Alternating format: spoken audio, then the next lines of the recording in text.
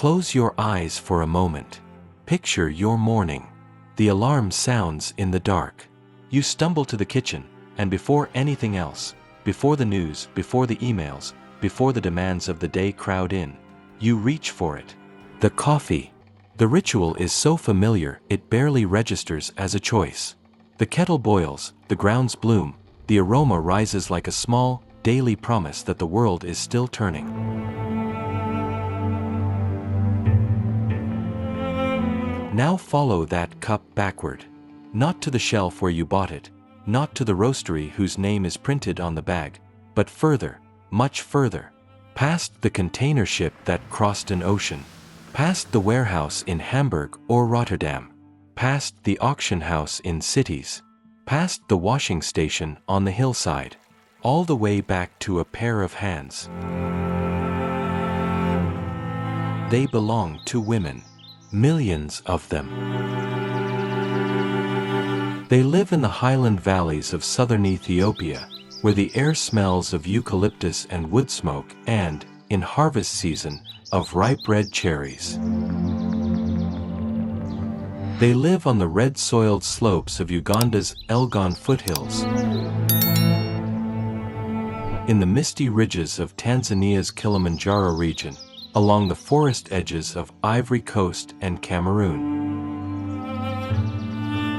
They range in age from their 20s to their 60s.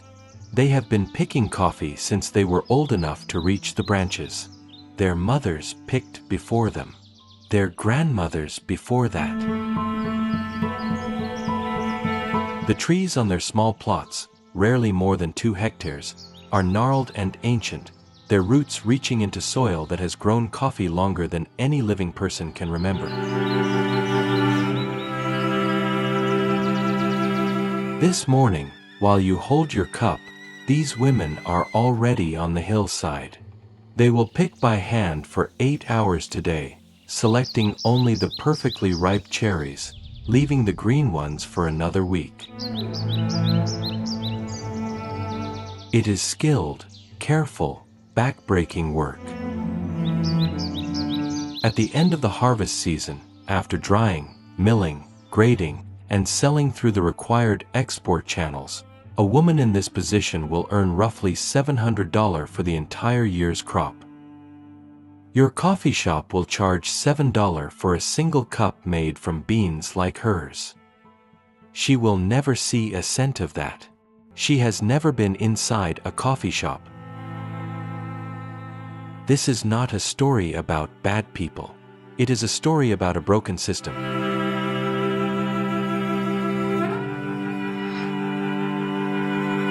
One that was built, piece by piece, to extract value from the hillsides where these women work and deliver it to places very far away.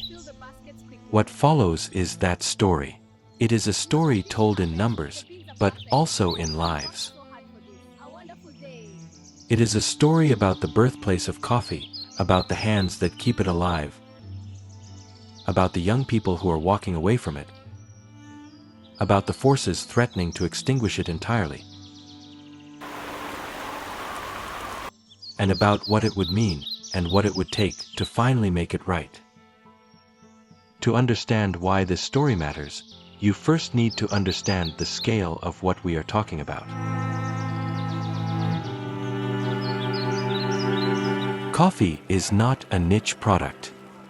It is the world's most consumed beverage after water, and the industry it sustains is staggering in its dimensions. In 2023, the global coffee market was valued at $473 billion. By 2030, analysts project it will surpass $688 billion.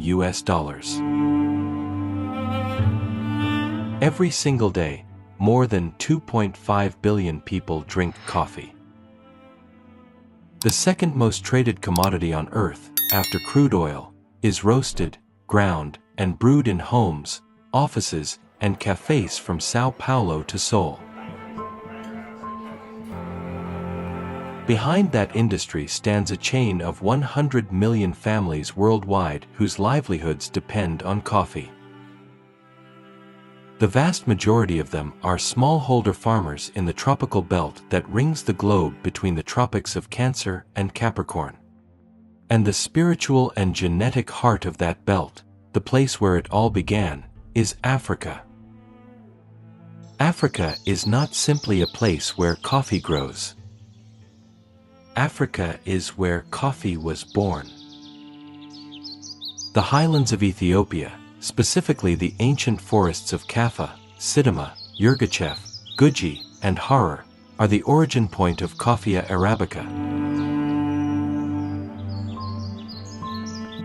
The species that accounts for roughly 60% of all coffee consumed on Earth. The name itself, whispered in coffeehouses from Vienna to Kyoto, carries an Ethiopian echo. The word coffee is widely believed to derive from Kaffa, the name of an Ethiopian region where the plant first grew wild.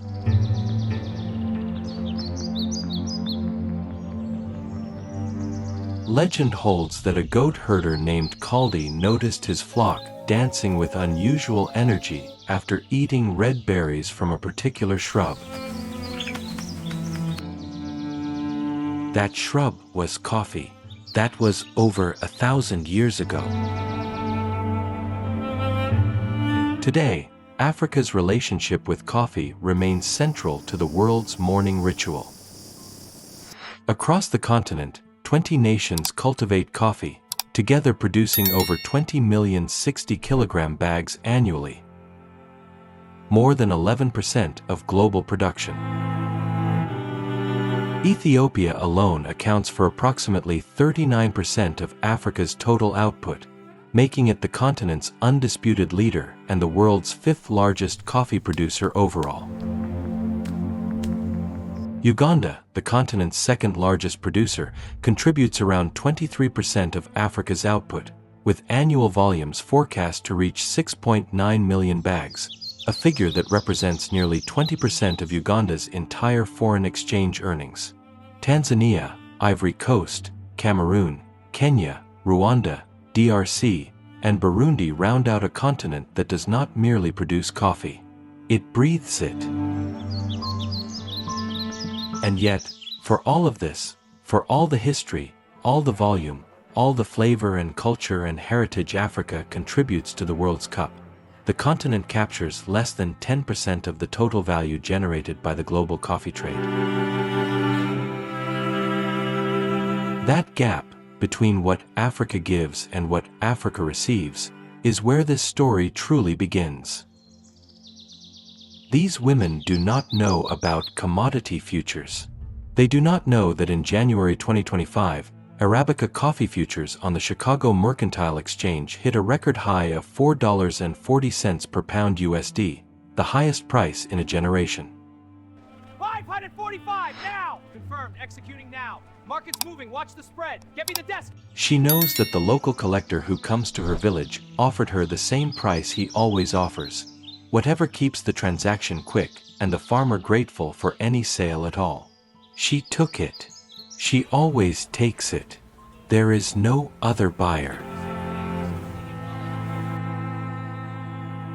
If the injustice of coffee's economics were the only problem, this story would be difficult enough to tell. But there is a darker chapter unfolding simultaneously. One that threatens not just the fairness of the coffee trade, but the very existence of the coffee crop itself. Coffee is in danger, not as a metaphor, but as a biological and agricultural reality. Scientists project that by 2050, the land suitable for growing Arabica coffee could be cut in half by climate change. Rising temperatures are shifting growing seasons upward in altitude, compressing the viable zones on Ethiopian and Ugandan highlands that have sustained coffee for centuries. Erratic rainfall, too much, then too little, disrupts the delicate flowering and fruiting cycle that determines whether a harvest is good or catastrophic.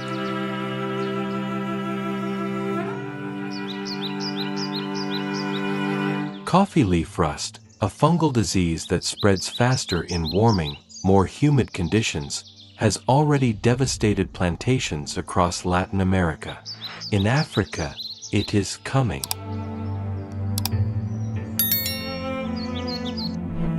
By 2050, the land suitable for growing Arabica coffee could be cut in half. And the farmers best positioned to adapt are the ones the current system keeps in poverty. But climate is only one front of the storm.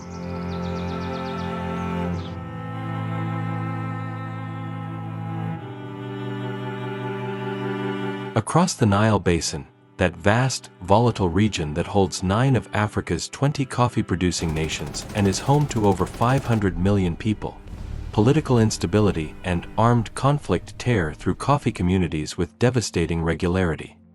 In South Sudan, the Democratic Republic of Congo, Ethiopia, and Burundi, farmers who had begun accessing specialty coffee premiums have been displaced by violence, their cooperatives disbanded, their roads made impassable by insecurity. In Yemen, an ancient coffee origin across the Red Sea, civil war has caused production to plummet by more than 50% since 2014. Farmers there have begun uprooting coffee trees that are hundreds of years old, replacing them with food crops just to survive. What takes centuries to grow can be lost in a season of conflict.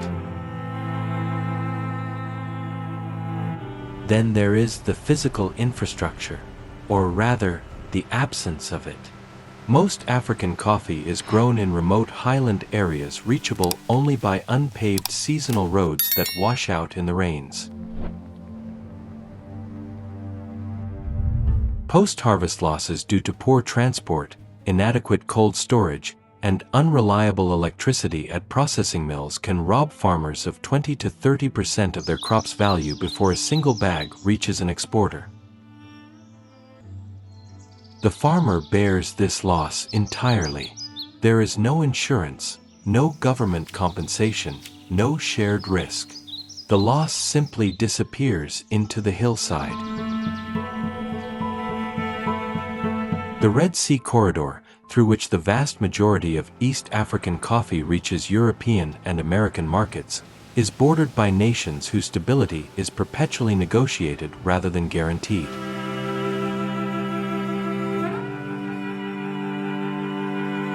Should regional tensions escalate into a full-blown crisis in this waterway, the consequences would not stay at sea.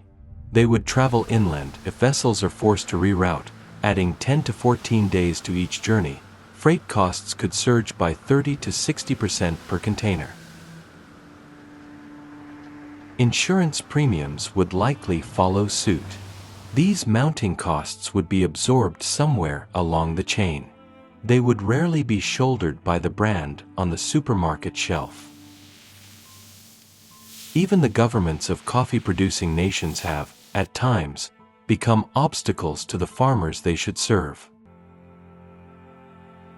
In Ethiopia, where coffee is the country's largest single source of foreign exchange, generating over $1.4 billion USD annually, the crop's economic importance has made it a target of intense state management. Export licensing, mandatory auction systems, government-set price floors, and layers of bureaucratic intermediation all conspire to ensure that farmers receive a fraction of the international price. The state's desire to capture export revenue becomes, in practice, a tax on the farmer. A well-intentioned system of protection becomes a cage. And then, adding salt to a wound already deep, come the international regulations. The European Union's deforestation regulation, known as the EUDR, requires that all coffee imported into Europe be accompanied by verified proof that it was not grown on deforested land. The intention is noble. The execution places the administrative burden, the GPS mapping of farms, the supply chain documentation, the certification costs, almost entirely on the smallholder farmer. The estimated cost of compliance? between $50 and $200 per farm. For a farmer earning $700 a year, this is not a paperwork inconvenience. It is a potential exit from the market. Those who cannot comply must rely on intermediaries who own the data and can therefore dictate the terms. The road to market becomes a toll road, and only the intermediary holds the ticket. These forces, climate change, conflict, poor infrastructure, inefficient logistics, government interference, buyer power, and regulatory burden, do not take turns. Cooperative prices are fair. What about the... They arrive together, compounding each other, in communities that already have the least capacity to absorb them.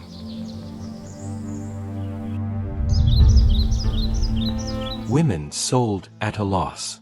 Many of them are thinking, for the first time seriously, about whether their children should grow coffee at all. To understand how a $473 billion industry can coexist with $700 a year farmers, you need to understand the machine. The journey of a coffee bean from these women's hillsides to your morning cup passes through an extraordinary number of hands, and at each pair of hands, value is extracted. Not created, extracted. The quality from this batch looks good. Agreed. The moisture levels are in spec. Good. Let's confirm the shipment schedule. These women sell their dried coffee cherry to a local collector. In Ethiopia, these collectors are often the only buyer in a given area, which means there is no competition and no negotiation. The collector pays whatever keeps the farmer selling and himself profitable. He sells to a regional mill, which processes the coffee and sells to a licensed national exporter. The exporter sells to an international commodity trading house, and here the scale shifts dramatically. The 5 largest commodity trading companies in coffee collectively control an estimated 50% of all traded green coffee in the world. These are not coffee companies in any romantic sense. They are logistics and finance companies, and they are extraordinarily good at what they do. The international trader sells to the roaster, transforms green beans into the aromatic commodity that consumers recognize. The roaster sells to a distributor. The distributor sells to a retailer. The retailer, a supermarket, a cafe, an online subscription service, sells to you. And you pay, perhaps, $7 for a single espresso pulled from a kilogram of specialty beans that retailed, roasted, for somewhere between $40 and $70 per kilogram. The same kilogram that a farmer in the Guji Highlands sold for $1.80 to $2.80 USD at her farm gate. A kilogram of specialty Ethiopian yirgacheffe sells for up to $70 roasted. The farmer who grew it received $2.50. The brand that sold it spent more on the label. The arithmetic is brutal. The farmer's share of the final retail value of her coffee is less than 5%. Yes, it will help the root. The retailer and cafe capture 35 to 45%. The roaster and brand take 25 to 35%. The international trader extracts 10 to 15%. The local collector, the first hand in the chain, takes 5 to 8%. The world's top 5 coffee corporations generate revenues exceeding $90 billion annually. The combined gross income of Africa's estimated 25 million coffee farmers and workers, the individuals whose labor, land, and knowledge make a significant portion of the global coffee industry possible, is estimated at roughly $1 to $3 billion before costs. This is before accounting for inputs, labor, transport, and the losses that the system does not insure against. The machine does not hide what it does. It simply operates at a scale and speed that makes it invisible to the consumer at one end and inescapable to the farmer at the other. When Arabica futures spiked to record levels in early 2025, trading houses and roasters that had locked in forward contracts months earlier captured the windfall. The farmers who grew the record crop? They had already sold. The market moved. They did not move with it.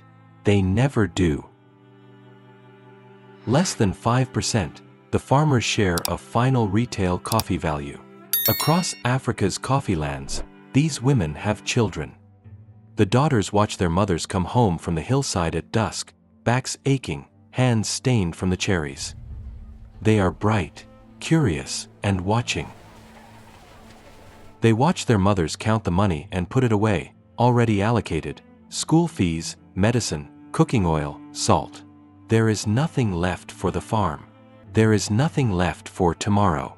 Thousands of these daughters have been accepted to secondary schools in larger towns. They will go. Most will not come back to pick coffee. Her story is not exceptional. It is the norm. Sub-Saharan Africa is the youngest region on Earth, with a median age of just 18 years. Across the coffee-growing nations of East and Central Africa, the population under 30 exceeds 300 million people. This is one of history's great concentrations of youthful human potential. And the global coffee economy, which depends entirely on their land and their labor, is failing them catastrophically. 300 million plus people under 30 in Africa's coffee-growing nations. In the coffee belts of Ethiopia and Uganda, youth unemployment and underemployment exceeds 50%. Survey after survey of young people in these regions finds that fewer than 30% want to pursue farming as a livelihood. Not because they are not capable, not because they do not love the land, but because the numbers do not work. A 2024 analysis by the International Center for Tropical Agriculture warns that without meaningful economic improvement for young farmers, Africa could see a 30 to 40% reduction in coffee production capacity within 2 decades. The most important origin in coffee's history is being abandoned by its next generation.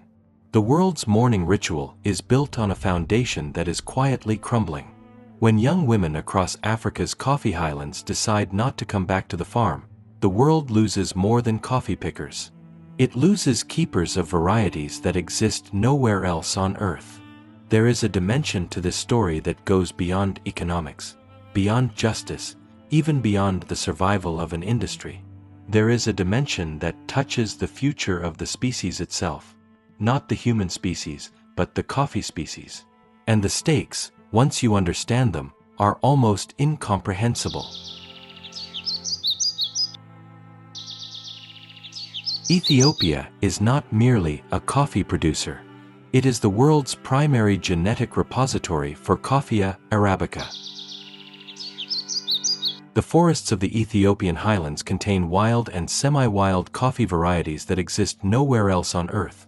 Varieties that have evolved over millennia in response to local conditions, developing natural resistances to drought, disease, and temperature extremes that commercial cultivars, bred for yield and uniformity, do not possess.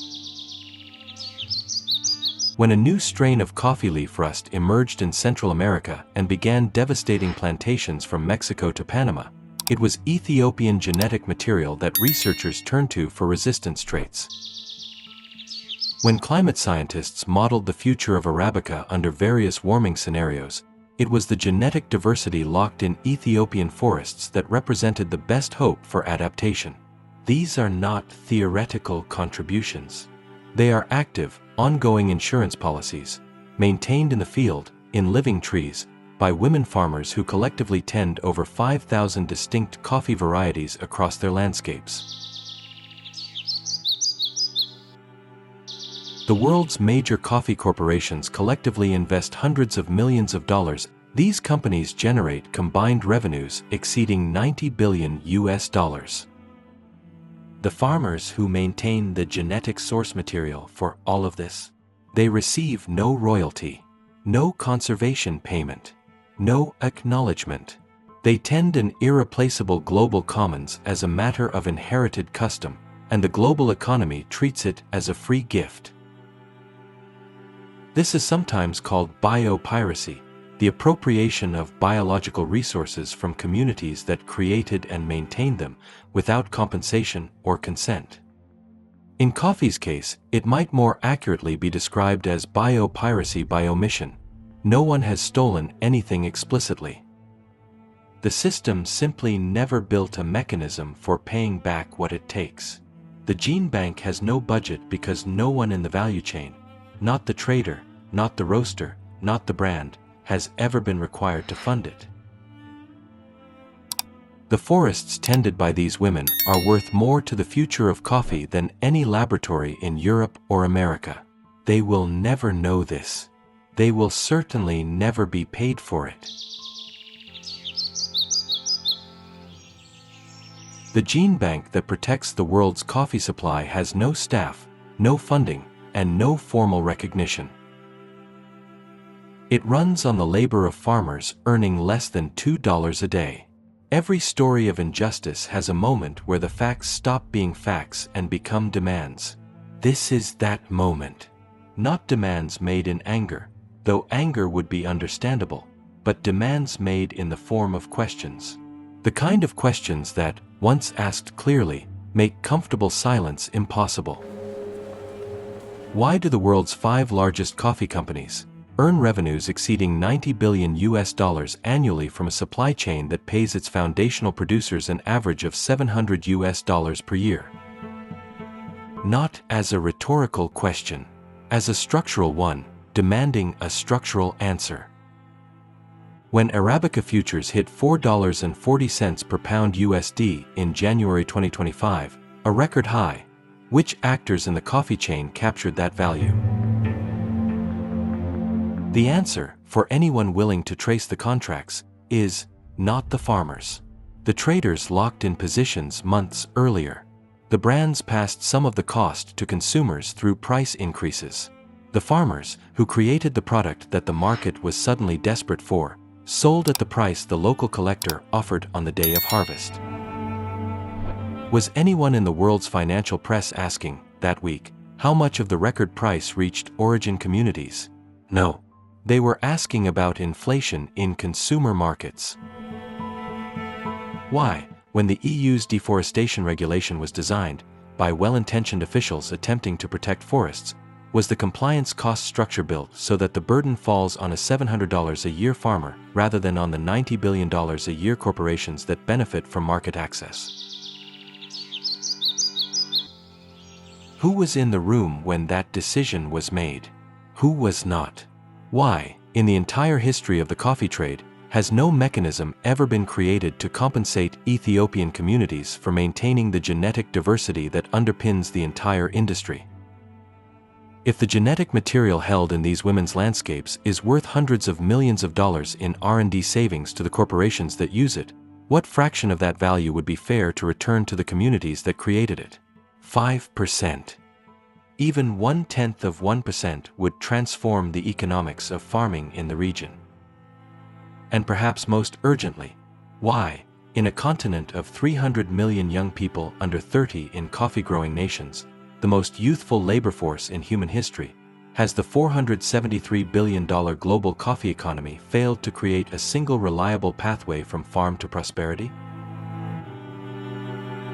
Not because the young people lack capability, but because the system they were born into was designed for extraction, not investment. Across Africa's coffee lands, there are sons and daughters who have not yet decided. Young people who still go to the farm on weekends, who like the early mornings, the mist on the valley, the smell of the trees, the way the cherries catch the light when the sun comes over the ridge. They do not know yet whether they will stay or go. Their future is not written, and that, ultimately, is what this story is truly about. Because the problems described in this story, the poverty, the climate threat, the extraction by intermediaries, the flight of youth, the uncompensated genetic stewardship, these are not laws of nature. They are the accumulated outcomes of human decisions, which means they can be undone by human decisions. The solutions are not complicated. What is complicated is the political will to implement them against the resistance of interests that profit from the status quo. Every cup of coffee you drink this morning is a small act of participation in the longest supply chain in human history.